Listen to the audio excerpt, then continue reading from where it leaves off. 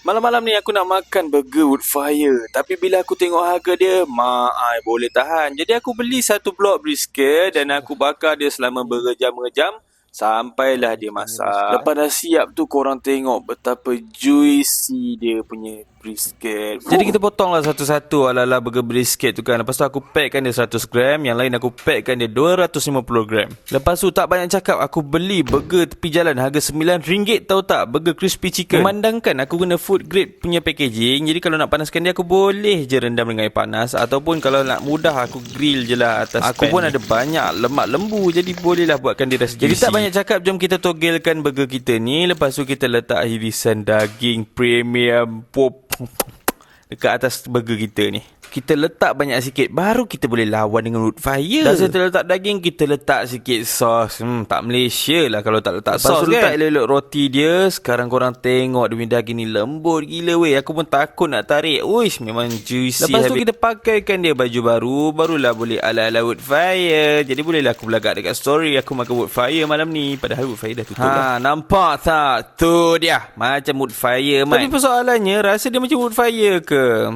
Memang tak lah brother. Kalau kita letak daging brisket pun memang tak akan sama lah dengan wood fire. Dia ada resipi dia sendiri yang buatkan wood fire ni special. Jadi kalau korang letak brisket sekalipun, memang tak akan sama lah. Kena minta dengan owner lah resipi dia.